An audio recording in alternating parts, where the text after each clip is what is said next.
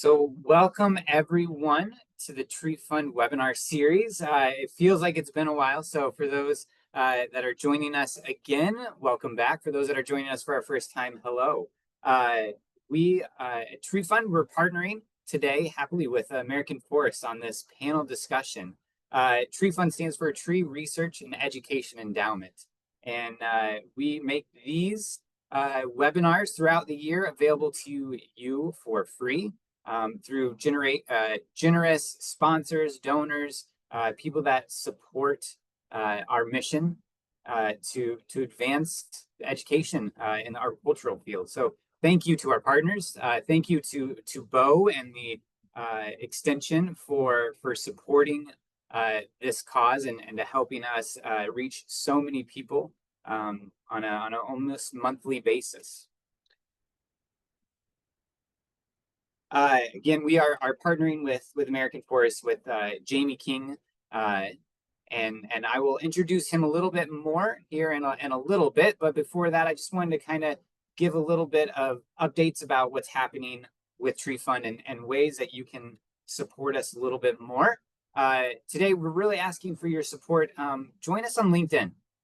For those that may not be yet following us on LinkedIn, we would really appreciate that opportunity for you to join us. And I'm gonna put that in the chat here in a little bit. But while I do that, Tree Fund, we do award research grants, education grants, scholarships to advance the fields of the arboriculture and urban forestry. And one of those ways that we are able to advance it is connecting different sectors, different people within that community and highlighting opportunities. So on our LinkedIn page, you'll be able to see a lot about Tree Fund, recent research reports, upcoming webinar programs like this, information on available grants. And we do have our next grant cycle is opening August 1st. So if you or somebody that might be interested in applying for a research grant, please come back, look at our website, LinkedIn, August 1st, and you'll see a lot of those opportunities and definitely news from partners around the community. And so we've got just a goal. Right now, we've got almost 1,500 followers there. We would love if by the end of this webinar today, we reach 2,000 or more followers. It's a benefit to us to make sure that our work and our words are getting out a little bit further, but also for you to be able to get a little more educated. As a reminder, as we go through this is a little more than an hour, about an hour and 15-minute webinar. We ask that you do your best to be here for the full time. If at the top of the hour, if you're able to stay and join in during the question and answers, that would be greatly appreciated. You do not need to submit your CEUs in the chat. We've already have all that information when you registered. We have your ISA number, where you're from, when you're logging in, how long you attend. So none of that needs to be submitted. If you are wanting a certificate of attendance, some proof of that way, feel free, please email me at education@treefund.org. And we do have over about 600, 700 people here. So it does take a while. You might not hear back right away, but within 2 weeks, you should get your certificate. Your information will be inputted to ISA, and it depends on how long it'll take them to get that back to us. If you're looking other ways to support Tree Fund, please consider a donation. It's one of the ways that we're able to make these webinars free for you and for others in need to get this research out. And just got a couple more webinars planned. Their registration is open for all of ours. Tuesday, October 14th, Policy Strategies to Value and Retain Mature Urban Trees on Private Lands with J.D. Brown. Tuesday, November 4th. There was a typo in our first email. It is Tuesday, November 4th, and it's going to be at 2 p.m., which is a slight change of time than our typical webinars happen. And that's optimizing tree responses to root pruning in mature trees. And that's with Justin Morganroth, who is from New Zealand, which we saw some people from New Zealand hopping on here. And It is early in the morning over there in New Zealand, so we pushed back our regular time a couple hours. And then the final webinar this year will be Tuesday, December 9th with Stella D as she's showing her research project assessing the mechanical, physiological, and carbon accounting effects of different pruning regimens. Also wanted to give a highlight to our partners, American Forest, with this webinar. They've got some great webinars coming up, and as I talked to Jamie here earlier, he'll give you a little bit more insight to those. But these are available as well to register for. So if you enjoy topics like this today, he's got a great lineup for throughout the year for more webinars that we hope that you would be able to attend.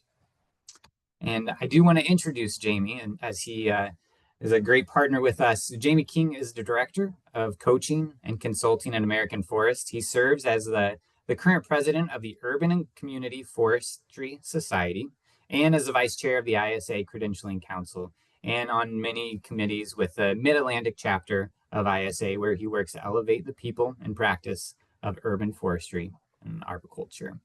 Thank you, Jamie.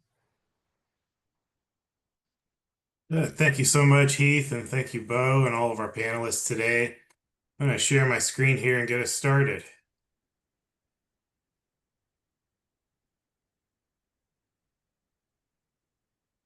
Good to go?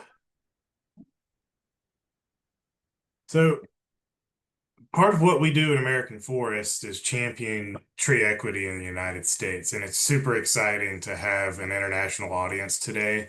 So I am going to take a little bit of time to introduce American Forest and the tree equity movement here on the next slide. But first, I wanted to start us off with the purpose for being here today, which is our ability through our practice to leverage data and our own experience, the experience of our colleagues, the experience of our communities to actually achieve tree equity in our communities.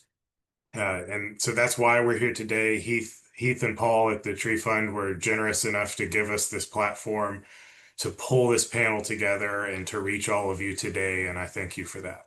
Thank you all. So I wanted to take that moment to introduce American Forest and the tree equity movement. Tree equity can be a loaded term. Indeed, in other countries outside of the US, maybe it's even a foreign term. But in concept and in practice, it is simply providing trees and tree benefits to everyone. And sometimes that means prioritizing communities where there are fewer trees and making up for historic injustices that resulted in those conditions, or even ongoing problems that prevent those communities from accessing those important tree benefits. And we at American Forest are working hard to assist leaders across this country as they reimagine their communities into better places for everybody to live. In practice, that looks like direct hand-in-hand support with city and community leaders, be it through access to trainings for our free tools like the Tree Equity Score or the Tree Equity Handbook that you can Google right now and find quick links to, or through consultation with our experts like the Science and Innovation team. In short, we are national here in the US, and we are here to partner and assist anybody advancing tree equity. And this mission is why we're meeting today, where we want to help connect research and people's experiences to the practice of urban forestry and other nature-based solutions too. And we are really grateful for the Tree Fund for partnering to bring this panel together. Thank you, Heath. Thank you, Paul. Thank you, Bo. Thank you for your ideas. Thank you for your support. Let's dive in. So the agenda is first I'll talk at you for a little while. We'll discuss how we can apply science through our practice and what that means. Then we're going to hear from Lindsay Darling about her project, her study about identifying social barriers to equitable tree planting. Then we're going to hear from Jason Gordon about engaging underserved populations. Then Gordon Matassa is going to share some key points from the Oakland, California Urban Forest Plan. After everybody shares those short kind of summaries and high points from their work, we're going to come together for a panel discussion. We've got some prearranged questions, but also please, if you have questions throughout the talk, put them the Q&A, and we can get to those after the hour, like Heath mentioned. So today we're discussing how science empowers us to advance our practice and our messaging. In general, trees are often regarded as utilities, or sometimes trees are regarded as decoration. The urban forests where we work are sometimes seen as amenities alongside other gray infrastructure that is seen as essential. Our practice and our messaging needs to pivot away from that towards another message, another way of managing trees and tree benefits that recognizes that trees are essential infrastructure for public health. Trees, our urban forests, are the front line of the climate crisis. Trees and communities serve as a central place for social cohesion, and they're important economic assets as well. So how do we navigate that pivot from trees as benefit producers to trees as critical components of our communities? How do we pivot through the current political, fiscal, or local circumstance? Well, today I propose that we do this hard work with the power handed to us from researchers like those we've invited today, from industry leaders like those that we've invited today. I propose that we come together, just like we've done, to learn and adapt, just like you do at every other webinar with the Tree Fund. We can take what we know is tangible, like the data and the impacts of inequities in communities we serve, and we could respond to these changing landscapes of ecology and demographics and politics with something simple. It's just best practice, right? Clearly, you're all on board for that. That's why you're here today. You took the time from your busy workday to tune into this webinar to stay informed of, and I think that's pretty typical in our industry because it's a rapidly advancing science. Our practice changes every day, and to remain relevant, we have to stay tuned in, and that makes us powerful. This due diligence sets the stage for all of us to integrate these lessons hard-earned by researchers and practitioners, take those lessons learned to our communities and do our work really well. So today we're going to hear about how we can understand the social barriers that challenge our tree planting programs, how we can best engage with communities often left out of our planning processes, and how one city took lessons from research like these and made it central to their urban forest plan. So how may we take these tangible results and turn them into action? Maybe you're already doing that, or maybe you'll be the next professional sharing lessons for all of us to learn. So real quickly before I pass the screen over to Lindsay, I just want to follow up on that. Is if you have a story to tell, I'd love to hear it. My email is jking@americanforests.org. I'm going to put that in the chat here. And you can always reach out to me with something that you just want to talk about, or if you've figured something out that you want to share with others. That's what we do here at American Forest. So I'm going to put that there. And now I'm going to introduce Lindsay Darling. So Lindsay heads data analysis and mapping for the Morton Arboretum's Chicago Region Trees Initiative. She turns her data analysis of urban landscapes into products that can be used by forest managers, tree stewards, and the broader public. These include interactive maps, flyers, and presentations. Lindsay also works to identify where tree plantings could have the biggest positive impact. So I will stop sharing now.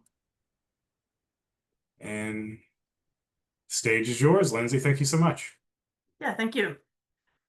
Hey, thanks for coming to the webinar. I'm really excited to tell you about some research that I've done with Purdue University and the Morton Arboretum. So my introduction will be very brief, because I think we're all pretty much on the same page here. Trees are critical infrastructure in our cities. They make people happier and healthier and provide habitat for wildlife, but trees and the benefits they provide aren't evenly distributed. This is a regression for census tracts in the Chicago region, and broadly areas that have more tree canopy are higher income, and areas that have a lower income have less tree canopy. This is something that's been observed across North America, and new research is starting to show it around the world. So this is a known problem, and a lot of organizations and governments are starting to put their efforts and funding into fixing it. One really notable example was the Inflation Reduction Act. In 2022, the federal government put $1.5 billion into urban and community forestry, and they stated that these funds needed to be used in communities that they identified as disadvantaged using the Climate and Economic Justice Screening tool. So while the federal landscape in the US has changed quite a bit since then, a lot of these projects are ongoing, and smaller local governments are really excited about keeping these things going. So I think talking about tree equity is still really important. So there are some challenges with achieving tree equity. A lot of time, these disadvantaged communities have less place to plant trees on public space. They have more impervious surfaces. They oftentimes have more factories, or in this example, where the sidewalk goes right up to the road, there just isn't room to put trees in those places. There are also fewer parks and open spaces. So oftentimes organizations will work to plant trees on residential property, but frequently they experience poor uptake in doing that. And there has been some research that has shown that this might occur because people don't recognize tree benefits in these communities. Maybe they're worried about maintenance costs. They have other priorities for neighborhood improvement, or they have different or more barriers to planting trees. So in this research, we surveyed residents to understand the perceptions of the condition of their neighborhood infrastructure, their opinions about tree services and disservices, their willingness to plant trees if barriers are overcome, and the barriers to planting trees on their property and parkway. This research was funded by Tree Fund. It wouldn't have been possible without their support, so thank you. And it was a really big collaborative project. I worked with a number of organizations and governments to make sure that the hypotheses that we came up with and the questions that we asked really were important to the community. So our hypotheses were that perceptions of tree-derived ecosystem services and disservices will not vary between disadvantaged and non-disadvantaged communities. The interest in planting trees would be positively associated with neighborhood perceptions, and that residents from disadvantaged communities will report experiencing more barriers to tree plantings than non-disadvantaged communities. So first, I'm going to show you kind of the raw data from this survey. I'll spend a little bit of time navigating you through this figure. Up at the top is the question that we asked. So do you agree or disagree with the following statements? That trees, and then we have all those sub-questions down on the left-hand side. On the right-hand side here are the percentage of people that either strongly or somewhat agreed with either of these statements. So 86% of people think that trees make it more pleasant to be outside. On the left are the people who strongly or somewhat disagree, and in the middle are kind of those neutral terms. So generally, people had really strong agreements with a lot of the tree services, especially that they make it more pleasant to be outside, improve air quality, make neighborhoods cooler, and increase property values. We also had some disservices that we asked about. The most agreed upon one was that trees cause allergies. As we move down into things where there are lower levels of agreement, that's where a lot of our tree disservices fell, which was pretty exciting to see. In fact, a plurality of people disagreed with statements that trees are messy, expensive, and cause gentrification. So our next question was about the broader infrastructure in neighborhoods. Generally, folks thought that their parks, libraries, schools, and street trees were in above average condition, that roads, disabled accessible amenities, train stops, and bus stops were below average. And finally, we asked about barriers that are preventing folks from planting a tree in their yard. The largest ones were the inability to transport trees or the tools to plant them, and the cost to purchase and concerns about maintenance.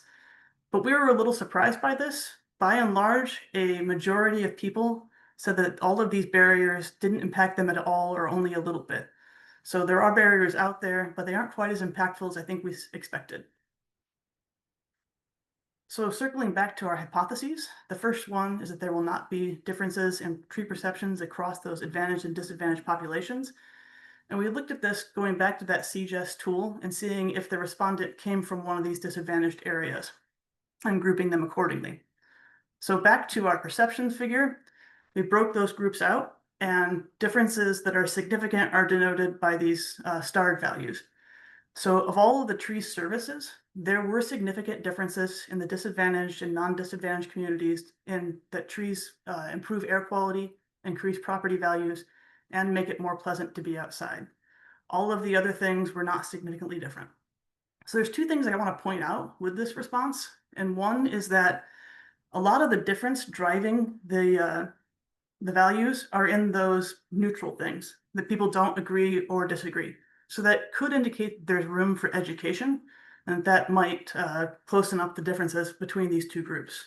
However, I think it's also important to acknowledge that there might be physical differences that are making this something that is in reality. That we all know that a tree can increase property values and make it more pleasant to be outside if it's well maintained and planted in an appropriate place. But if a tree is, has broken limbs, is hanging over a house, tearing up a sidewalk, that's not going to increase property values. So I think it's possible and warrants further research that if the trees in these disadvantaged communities are not taken care of over time, perhaps they aren't providing these services and they are perceived differently. When we go to the disservices that trees can do, there were no significant differences in any of them. So the next hypothesis is that interest in planting trees is positively correlated with neighborhood conditions.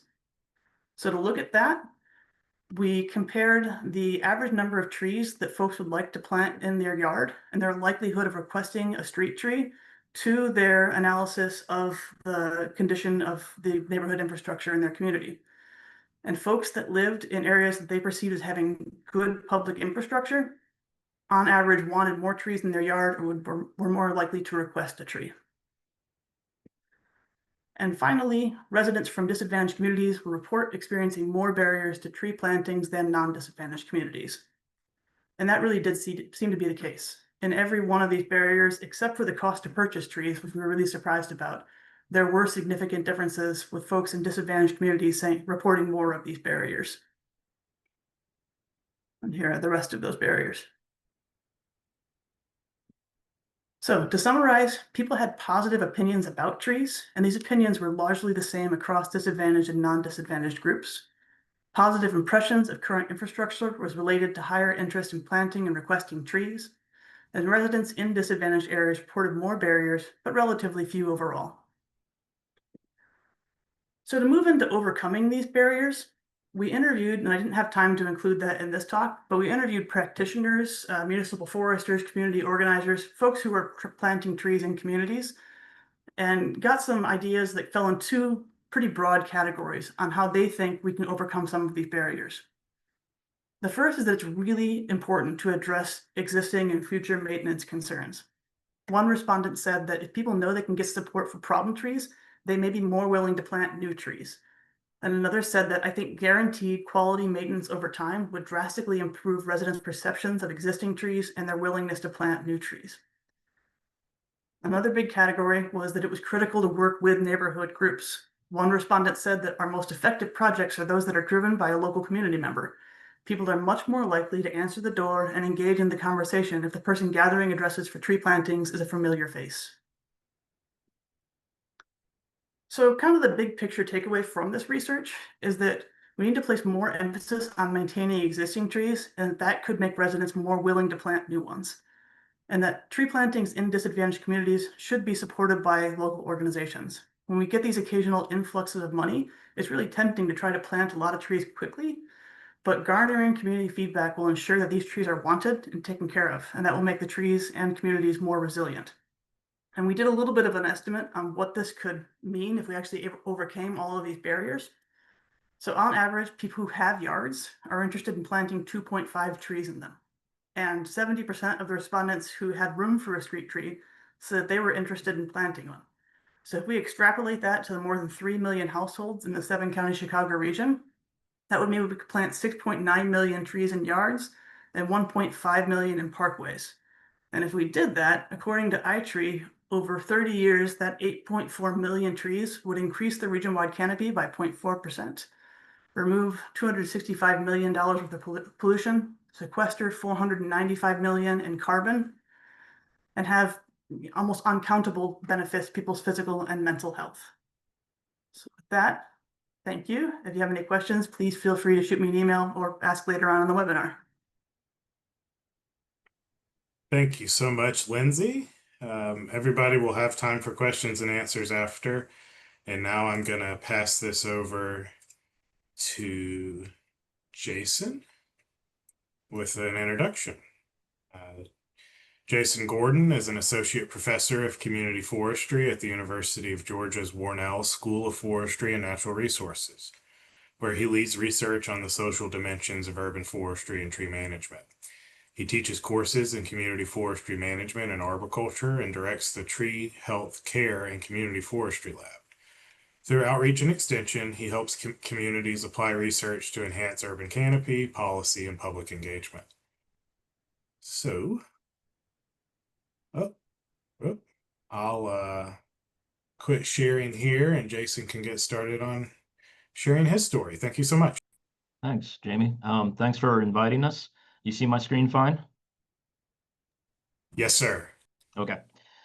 All right, everyone. Good to be here. So I'm going to give you a brief summary of a project that we had. Got to dig deep here. This is about 5 years old now. This is a tree fund project, and it looked at perceptions of tree equity in a town in the southern United States. I have to give due credit to Alexis Martin, former graduate student. She's now at the Center for Air Property, and Tawana Maddox, Dr. Tawana Maddox, who is with Athens Land Trust, who I'll mention here again. And she was, Dr. Maddox was the gateway into the community that was required. It was essential in order to conduct this research. So as Lindsay talked about, we know from descriptive studies that there's tree canopy cover varies in density and quality across areas of a city. What is not known quite so much, although it's been growing in the past, say, 5 to 7 years in terms of the literature, is what are the drivers? What are the sociocultural and sociohistorical drivers and processes influencing these patterns? And, and how can these disparities be addressed in sort of a socioeconomic kind of manner. We know that attitudes about trees and about the environment are shaped by places, shaped by personal and collective experiences, and also shaped by competing risks.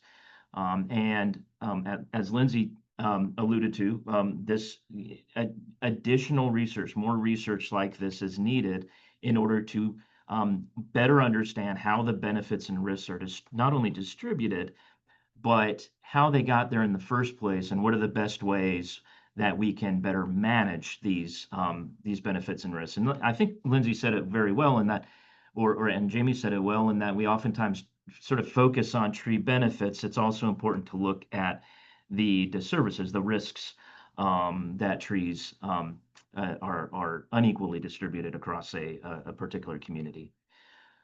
So this project took place in Athens, Georgia, and the issue came up with a local land trust, a local non-government organization called Athens Land Trust, which is not only preserves properties for low-income purposes because of the gentrification and the things that happen in this kind of town, leading to high property prices. But they have this philosophy here that's on this screen, that it's all combined with the environment and with local agriculture and things of that nature. So a very kind of comprehensive, holistic kind of approach to this.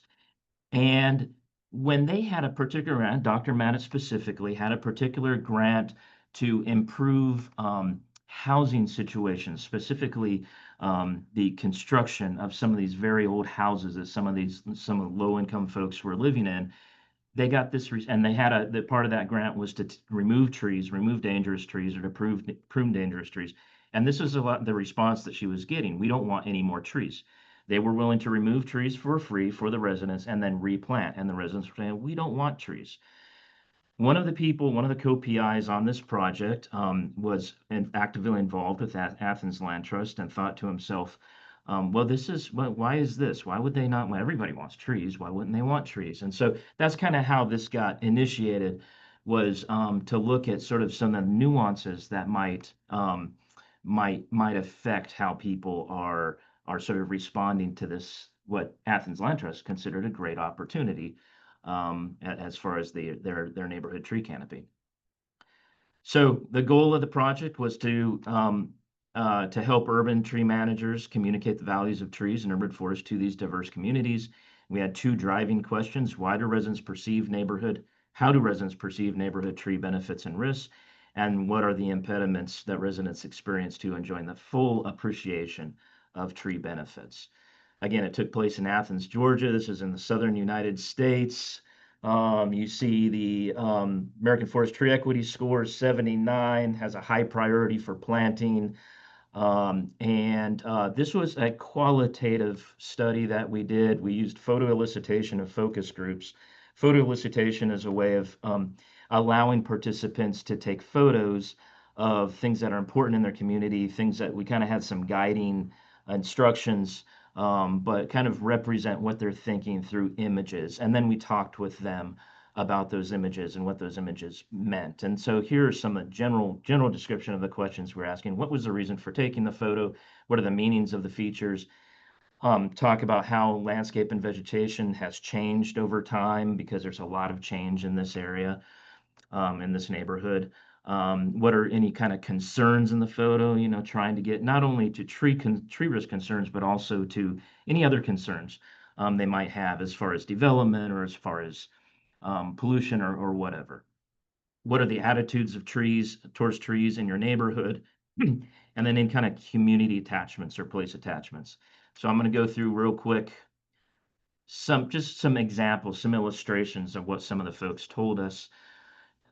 In terms of concerns, here's one that, well, we just picked out for illustration, but here's a person. Now, this person, Juanita, was 72 years old, and she's taking care of an old teacher, former teacher, who was over 100. I think she was about 101 years old. I cut down the bushes and trees next to her house because she's scared. She's taking care of this very important person to her in her community. She doesn't want to have trees because she's concerned that trees might harm. She doesn't talk about herself, she talks about her neighbors. And then, of course, it says at the end there, she doesn't have much money, so I help her out. So money was a huge issue here. Financing for taking care of these trees. Social memory, or sort of a collective memory. This came out very strongly. Here's a photo somebody took of this home that they talked about climbing the southern pecan trees in front of this home. And I remember when climbing these trees and being at this house, and Martin Luther King was marching in Washington, that kind of thing. And there's a lot of stories, real rich stories that came out like that, about being kids in the trees and playing in the trees, and the community sort of being involved with trees, culturally speaking. Values. I took this picture because what if this corner didn't have a tree on it? So they recognize these aesthetics, the aesthetic benefits of trees as well. That was always very important. It makes the neighborhood look better. We also have the shade. It cools down the houses. And then finally, this is the last thing I want to leave you with as far as an illustrative quote, because of time. This person said, so this is one we drew out because asking somebody a question, say for a survey, you might get one answer, but diving deep into the conversation, you could get some other kinds of answers. And so at the beginning of my presentation, when they said, we don't want trees, it's not, this slide kind of illustrates, it's not that they don't want trees, it's just that there's other things going on, other nuances that when you start to get asked in different ways, they do appreciate trees. Yeah, they have concerns.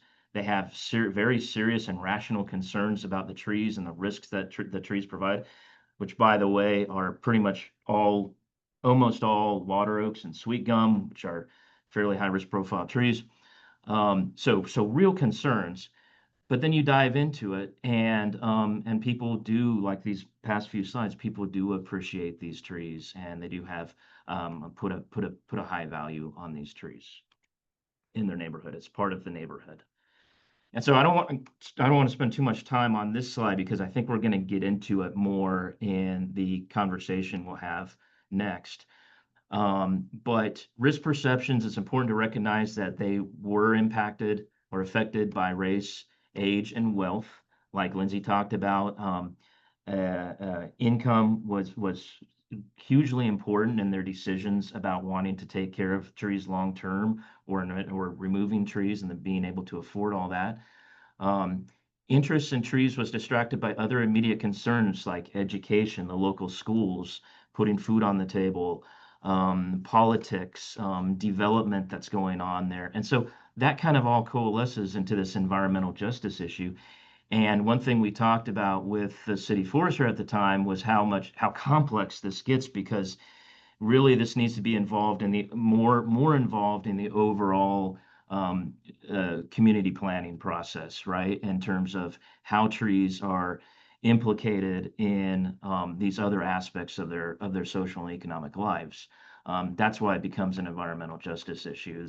They're navigating all these different risk perceptions in their lives and placing priorities, along with having these biases that we all have about risk. Latent values are important. Again, recognize that we need to have some kind of way, other than saying, hey, do you like trees or not? We need to be looking into how they think about trees and their general environment in a deeper kind of fashion.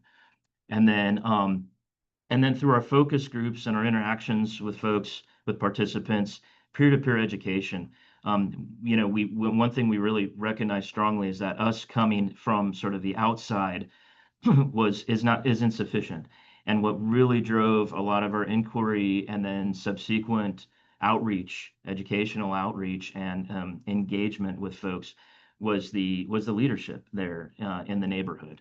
And that was really key to it. And so that kind of continued peer-to-peer engagement is super necessary. You've got to find those tree champions in that place. And that's where I stop, Jamie. And thank you so much, Jason. Going to skip sharing my screen and let Gordon go ahead and get his up and running while I introduce you, if you don't mind. Happy to introduce Gordon Matassa. Gordon is the Urban Forest Project Coordinator for the City of Oakland, where he leads efforts to grow and manage the city's tree canopy with a strong focus on equity and community engagement. He played a key role in developing Oakland's first comprehensive urban forest plan and coordinates regional partnerships, grant funding, and public outreach. With that, take it away. Thank you so much. Great, thank you. I also want to add, I was a Tour de Trees rider a few years ago, and I strongly recommend if anyone's ever interested in doing it, please do it. You won't regret it. It's an amazing adventure. You make great friends, and you can support this wonderful group, the organization. So yeah, I'm Gordon. Thank you so much for the introduction. We talked a bit about our urban forest plan from a practitioner's side, so it'll be a little bit different than the previous two presentations.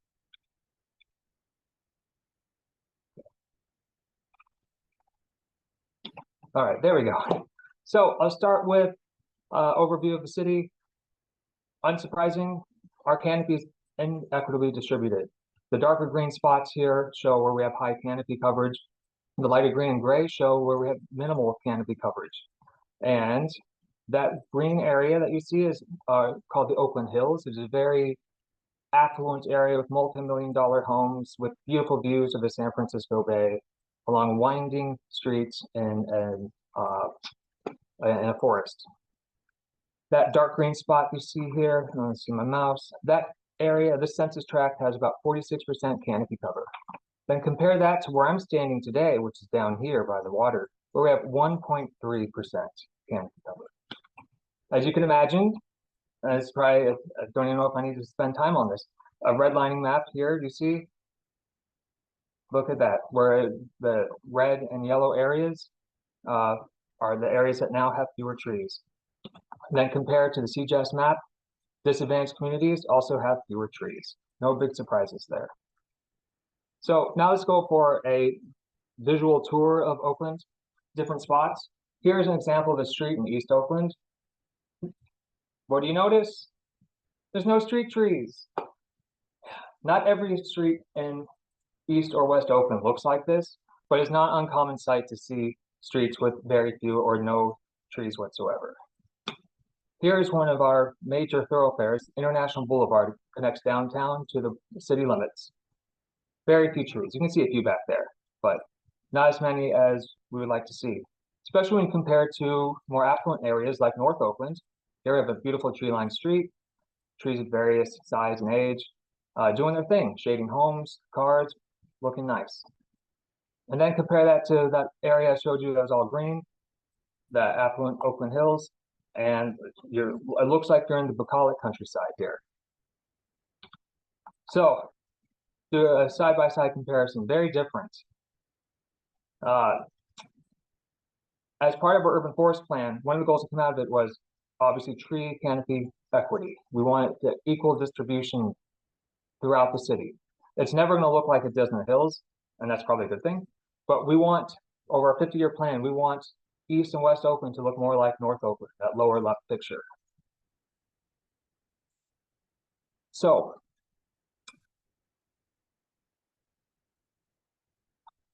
in order to do that, you have to engage with the community, and that can be difficult. What I'm going to talk about next was what is true for Oakland. It may be true for your communities too, and might not be.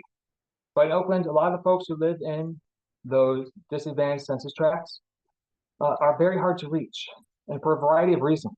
They have competing priorities. They're working multiple jobs. They have young children at home and also are taking care of aging parents. They distrust government. Again, I'm talking this is what we've heard anecdotally in Oakland. They distrust government, and understandably so. For example, the city's been planting trees for decades in the streets with the promise that the city will always take care of them. Then in 2008, our budget was cut in half, as well as our staffing, and we lost our tree maintenance program. So the vast majority of street trees in Oakland have not been pruned in over 15 years. But in the affluent areas, people prune their own trees. In the disadvantaged communities, that's a cost that is difficult to bear. And also, the way the community or the way government engages with the community is often transactional, and that is very disingenuous. I have heard people at community meetings stand up and yell at the speaker saying, "You asked us this question last time, we gave you an answer, you did nothing." People get very angry. So with that, when we're putting together the urban forest plan, we're trying to figure out how are we going to effectively engage the community, and so that way in the future we can have more trees. My colleague was really into Brene Brown, and oftentimes in meetings he would even say, "You know what, just meeting you, want to let you know who we are, and we're going to make mistakes, we're going to be very awkward, brave, and kind, but we're going to work with you and do the best we can to move forward." It's really we treated people by the golden rule, and we're genuine to them. Step 2 is to develop relationships, and that was done by actively listening to people, acknowledging the past wrongs that have happened, but not dwelling on them because that could cause further problems. Best to see how we can move forward in a productive way together. And then make strategic connections with community leaders, block captains, people who have sway within the communities that we're trying to reach out to. And then as those develop, we have to nurture them because long-term relationships are a two-way street. So if people we met, community groups, were having an event, such as in this picture here, this is a garden party that one of the community partners had in West Oakland, we would join. We would come and help. We would go and work for an afternoon. Sometimes they would ask us to talk to the community about the trees. It was just a way to, and sometimes we just worked and didn't have to do that. But we made ourselves available to folks. We flexed our expertise. We would get phone calls from people like, "Hey, I have this tree in my backyard." Now that's way out of our jurisdiction, but if it's someone we knew, we met one of these groups or interactions, we took that as an opportunity to build a relationship, answer the questions. If they called, we would answer. And through that, we began to build strategic relationships. For the urban forest plan to reach out and get to these hard to reach communities, we ended up contracting with 4 nonprofit groups that represented, or some of them worked in different specific districts in Oakland, some worked citywide. And what they would do would take the information that we're trying to get out into the community and incorporate it into their regular programming. So if they're having a garden party or a workday event, they would talk about the urban forest. They talk about the plan. Sometimes they invite us to come speak. Sometimes they would do it on their own because we equip them with the information that they needed and encourage them to be leaders. This worked out so well that now 2 of the groups on here are our partners for our current IRA grant, and they're each getting 1.8 million to plant trees in Oakland. That is a success story to us. We also worked with, or as I was saying before, with strategic people. We worked with the city's poet laureate, Dr. Ayodele Nzinga. She had written a poem about trees. We reached out to her like, oh, you like trees? So yeah, we built a relationship. We contracted out with her. She made all kinds of content. Here's a postcard that we used, that she created to advertise Urban Forest Plan. She also made content for social media. It worked out really well because through her, we were able to reach audiences that we would never be able to reach. So these were tools that we used that helped us because we want to make this scene here eventually look like this. Yeah, ChatGPT, you're welcome. So if you have questions, here's my information. Feel free to reach out. You want to see the plan? I don't know if that link works currently because we just redid our website, but that QR code will help you. Thank you.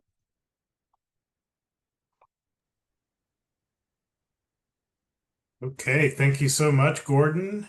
And now we've got about 12, 13 minutes to do some panel discussions. I've got some questions for Lindsay, Jason, and Gordon here. Let's start with one here. I think this is relevant to everything, all of you in a different way. So how can we navigate tension between long-term canopy goals? So we want equitable access to tree canopy across the city, and the residents' short-term needs or hesitations, be it a resistance to tree planting or a distrust of the institution planting the tree, or even some of the more structural constraints like you're facing, Gordon, like very limited impervious or very high proportions of impervious surface on the sites you're trying to improve. Like, who here has a good answer for that?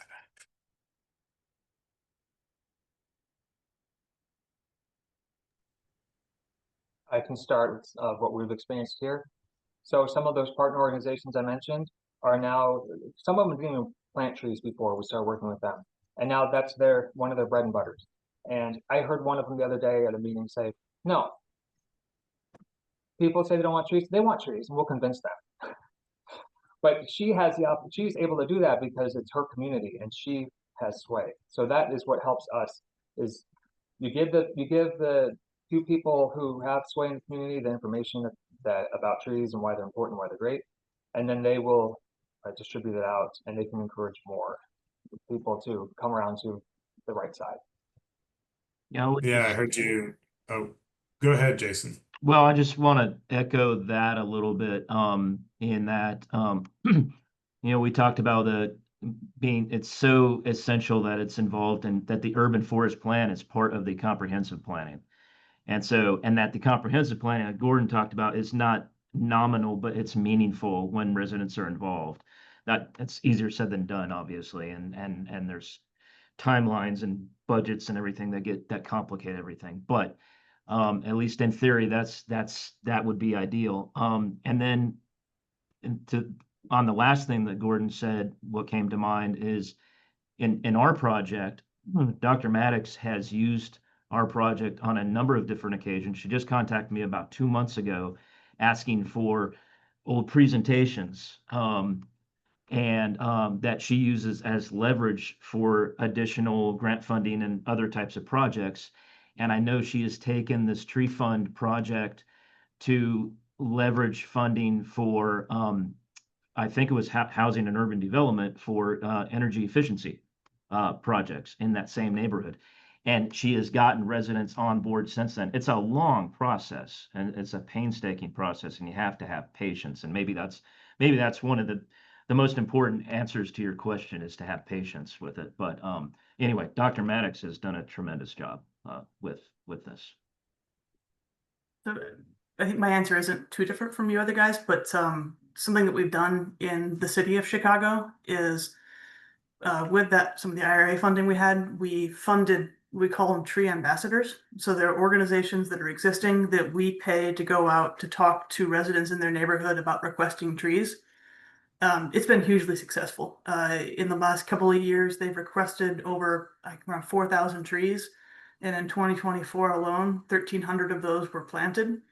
And it really is, it's a big deal when you can have folks from the neighborhood like, hey, here's what's up. Like the research that I showed said that folks in those disadvantaged communities really had positive opinions about trees and wanted them, but just couldn't get over that threshold of how to interact with governments or whatever to get them in the ground. So just using those neighborhood groups, there's really, I think, been an upswell in folks wanting to do that kind of work. Like we've had so many leaders come forward in the last few years to really promote this kind of stuff, and it's really inspiring. What I'm hearing here is the answer to our long-term goals and the short-term challenges is investment in partnerships, be it a block captain like in Oakland or the what are they called in Chicago, Lindsay? Remind me. It's the Tree Ambassador Program. The ambassadors or longtime community leaders, and then perseverance, sticking with it, planting the seed now for the benefits later. Well, thank you. That was a great way to kick this off. Here's another one. How might we measure success and equitable outcomes, not just the traditional natural resource numbers like canopy or trees planted, but what are some social or economic indicators that we are doing our jobs right?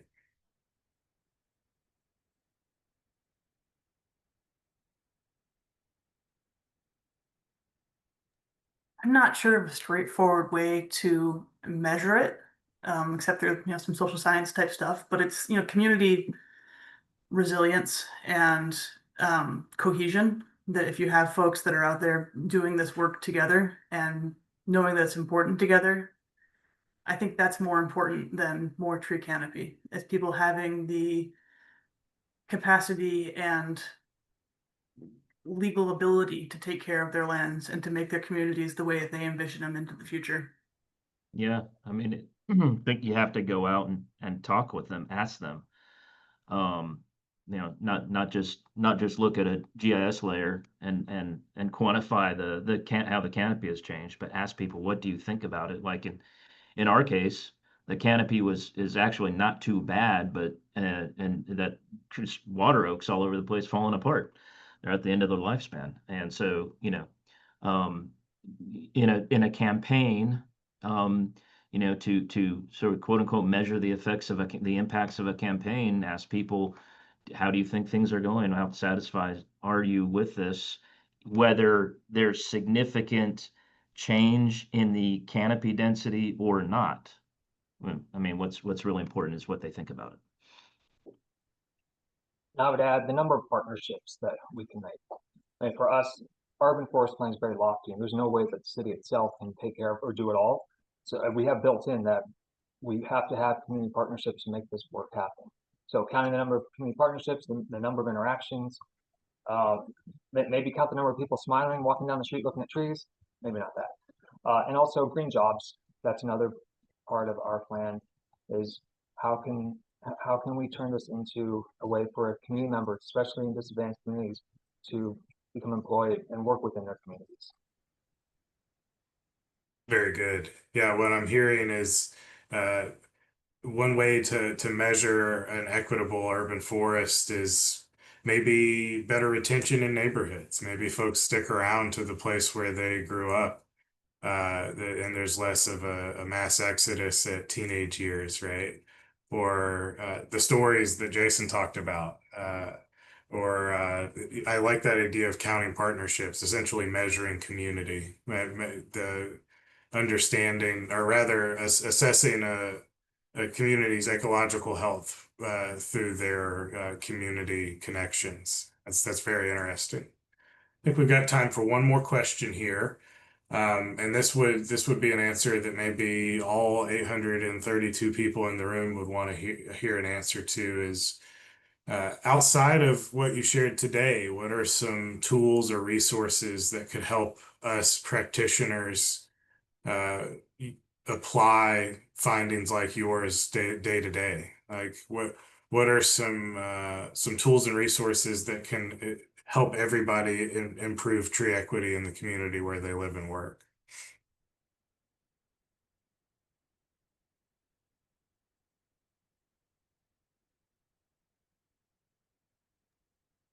I'll take a stab based on the first thing that comes to mind. When I gave this presentation or longer version of it several years ago, and there's several people that heard it that said that there are some programs, at least relative to my story specifically, that there are some programs out there for subsidizing tree work on private property. And I haven't been able to chase those down. But if those kind of things are out there, some kind of compilation, some kind of synthesis of programs like that could be one. I mean, that would be one place to start, at least to see what some places are doing.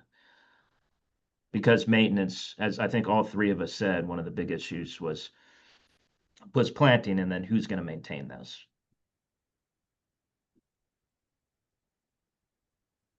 Well, I hate to do a shameless plug here, but I'm actually responding to a question directly in the chat here. Is Jennifer Birchfield, American Forest has tools that just like the workshop in a box you're asking for. So we have what's called the Tree Equity Handbook. If you Google that, you'll find a web page, and you can look through that resource and find different activities that can help you along your pathway to engaging with communities. And we also have a fairly well-known tool, the Tree Equity Score. So it's a national map in the US, but also in Toronto and somewhere in England, that actually illustrates the canopy and community demographics and challenges in a way that is quickly understood and shareable, and can help all of us figure out where to invest our time.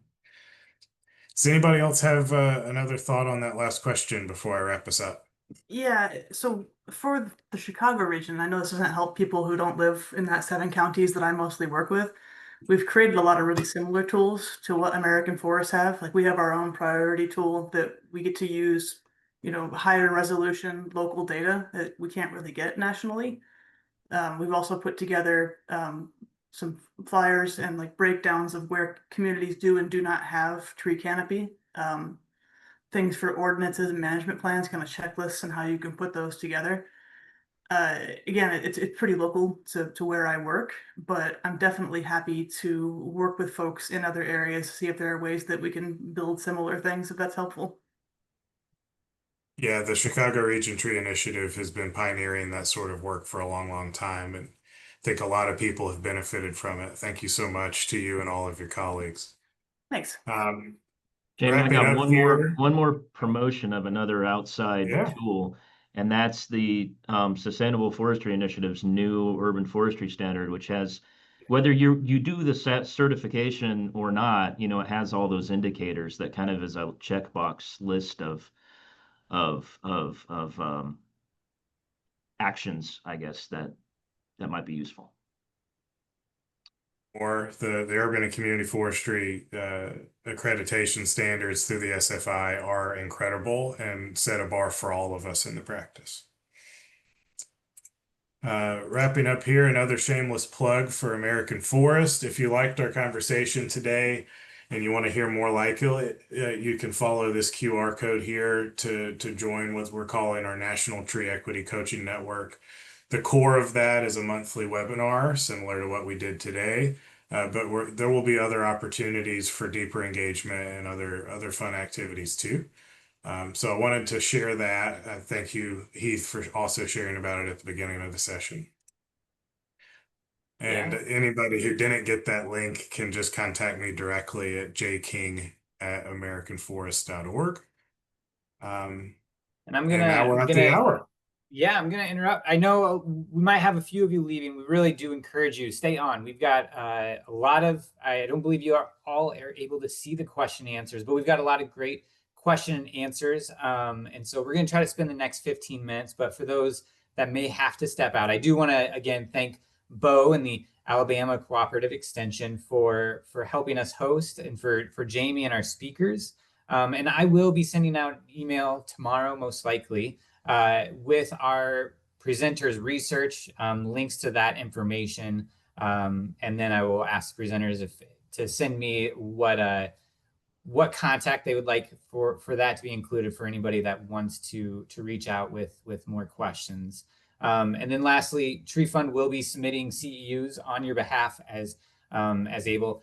There is over 850 people in attendance today. Many of you will want your CEUs, so it does take time. We ask that you just have patience with that, and we will also send an email when those have been posted. So with that, again, thank you all. I know, Lindsay, as I try to find my Q&A, I saw that there was a question that you wanted to answer live. I mostly don't know how to click buttons, but I can do Okay, that. well, the question is, what is the uptake for tree planting on rented properties? Yeah, so that's something we did kind of dig into in this research, but I didn't get to talk about today. In the city of Chicago, the strip of land between the sidewalk and the road, we call it a parking way, is owned by the city. So if the city wants to plant a tree there, they can do it without resident or owner consent. So renters are fully able to ask for a tree in that area. So that part of the uptake isn't a problem. It definitely is more challenging in the yard. And we did see in those disadvantaged communities that in the disadvantaged communities, more folks had landlord disapproval as a major barrier to them planting trees. So I do think that's an issue. Thank you. Jamie, I'll have you ask a question after this, but I was looking through and I saw a question, and it was aimed to Gordon, but I think all three of you might have a different understanding and thought process through it. So Mary was referencing in the Main Street pictures, there are no unpaved areas to plant trees. And so the question is, have you researched, or what do you know about what residents are willing to sacrifice? Are they willing to sacrifice sidewalks, street lanes, building sites, etc., to get a cleared land to plant trees? So Gordon, we'll start with you. It was directed to you, but Jason or Lindsay, please, hop in if you have thoughts. Okay, I think I'm following. So the question is how do people want to, sorry, yeah. Yeah, what have residents thought, or have you found what they're willing to sacrifice? If there's no place to plant a tree, what are they willing to sacrifice? A sidewalk, more of the street lanes, etc. I mean, we hear people say, let's put bulb outs, plant trees in the parking lane. We hear all kinds of great ideas, but it comes down to budget. We don't have money to do it, unfortunately. And also, there's other factors that may be true in other cities too, where trees and bulb outs get run over.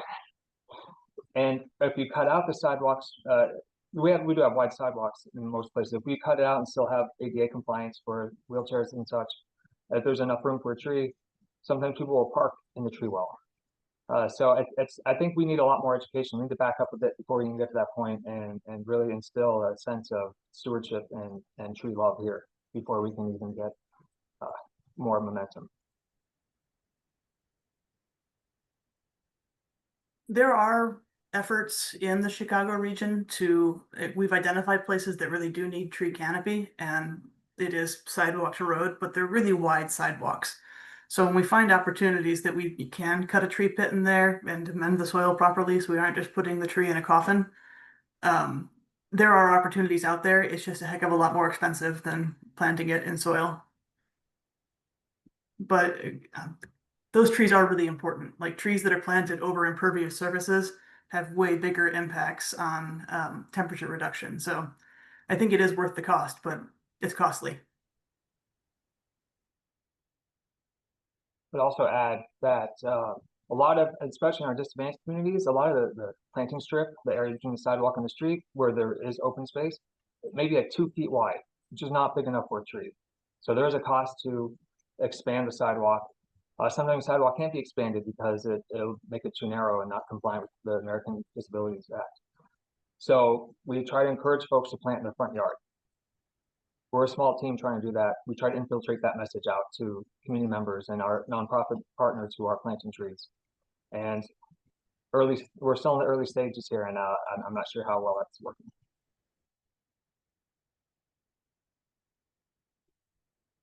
Here's another question. It's kind of a paradigm shift from the last one. Is assuming that street trees have a higher incident of storm damage and thus risk to the public and property, should we be thinking about planting fewer street trees to combat those negative views of trees in communities?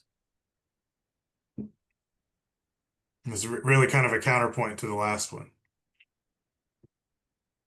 My initial thought would be, no, we need to invest in maintenance and prioritize that, which I know Oakland is not alone in having empty pockets when it comes to tree maintenance and not being able to keep up with everything. So a lot of funding is out there for tree planting. More and more funding is now becoming available, grant funding, I mean, for maintenance.